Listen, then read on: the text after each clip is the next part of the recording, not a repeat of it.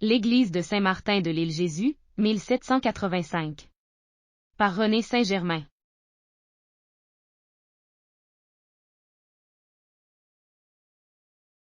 L'évêque de Québec, Monseigneur Jean-Olivier Briand, fait face depuis la conquête à une pénurie de prêtres. On lui avait refusé le droit d'en faire venir de France, ce qui l'oblige en 1768 de déplacer sur l'île Jésus les églises de Saint-François-de-Sales et de Sainte-Rose. Les paroissiens de Sainte-Rose refusent le nouvel emplacement de leur église. Monseigneur Briand va alors les priver des sacrements jusqu'en 1780. La paroisse de Sainte-Rose doit transporter les ornements et les vases sacrés du presbytère de Sainte-Rose.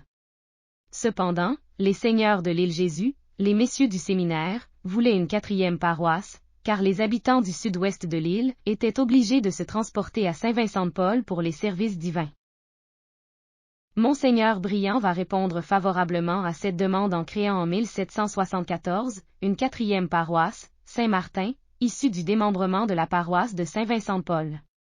Cette nouvelle paroisse est la première à être située à l'intérieur des terres. Elle est bornée au sud par la rivière des Prairies, au sud-ouest par la rivière des Méils, au nord et au nord-ouest par la paroisse Sainte-Rose, et à l'est par celle de Saint-Vincent-de-Paul. Le curé Payet trouvait que l'emplacement étant un coteau et possédant une source d'eau vive, présentait le terrain idéal pour la localisation de la nouvelle paroisse. Antoine Bergeron et Jean-Baptiste Vilaine d'Ibelrose vont céder à même leur terre, un terrain de 2 arpents de front sur 3 de profondeur, sur lequel seront construits le presbytère et l'église. On va construire en 1674 un presbytère servant de chapelle jusqu'à la construction de l'église. Celui-ci mesure 55 pieds de longueur sur 39 de largeur. Le 15 avril 1782, les 3 syndics de la fabrique vont signer avec Augustin Grégoire pour la construction de l'église qui mesurera 106 pieds sur 46 et être en pierre de taille.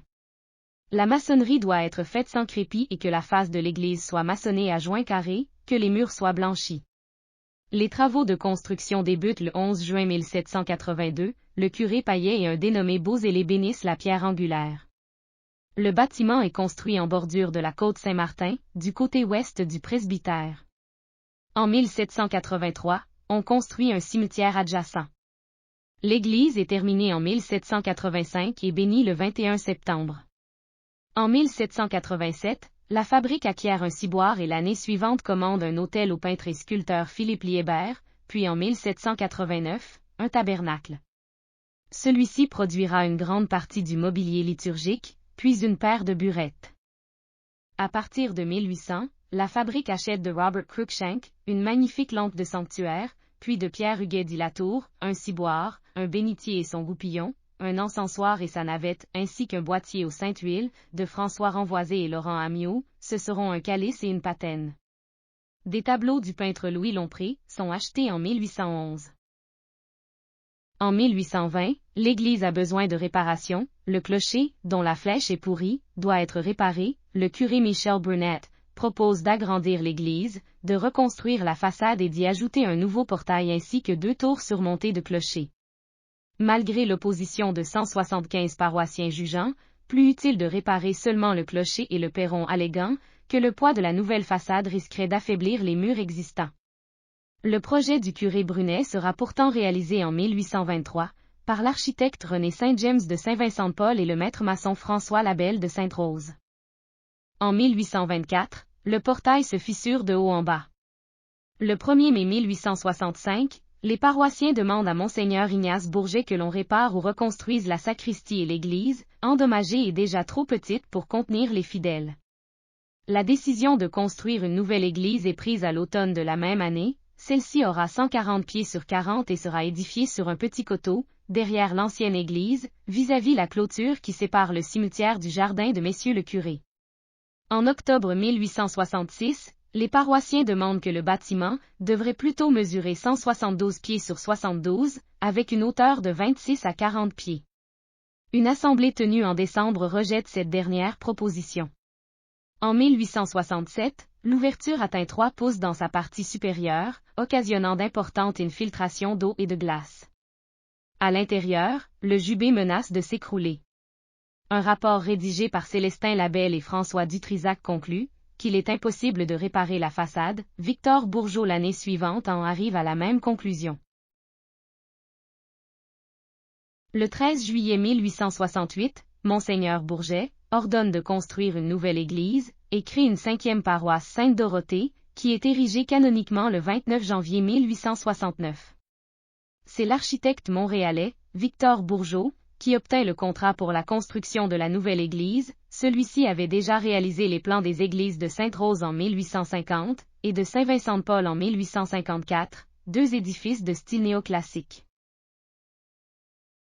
Pour la nouvelle église de Saint-Martin, le concept de la tour-clocher en saillie retenue est de style néo-roman, avec une façade modeste et un corps central saillant, surmonté d'un clocher, constitué de 2 lanternes et d'une flèche. Le plan de l'église, en forme de croix latine, comprend 2 courts transepts, dans lesquels seront aménagés 2 autels latéraux. L'abside est en cul-de-four. L'église est en pierre de taille, la toiture, la couverture ainsi que le clocher sont recouverts de fer blanc. En 1869, l'entrepreneur Jean-Baptiste Joly dirige le chantier. La construction, qui a débuté en 1870, ne sera parachevée faute de fonds que 4 ans plus tard. L'inauguration du temple a eu lieu à Noël 1874, la vieille église sera démolie en 1875. En 1879, une voûte brune est ajoutée à l'édifice afin de tempérer l'intérieur. Le curé Maxime Leblanc fait construire en 1882 un nouveau presbytère derrière l'ancien, par le maître entrepreneur Odile Lafleur. Les jubés seront agrandis en 1889. Le 19 mai 1942, lors d'un violent orage, la foudre frappe le clocher qui s'enflamme. On a cependant le temps de sortir de l'église, les œuvres d'art et une grande partie de son mobilier liturgique, les statues, bannières et vêtements sacerdotaux. L'incendie ne laisse que des ruines, seuls subsistent les murs de pierre. Malheureusement, le maître-autel et le retable ont péri dans le brasier.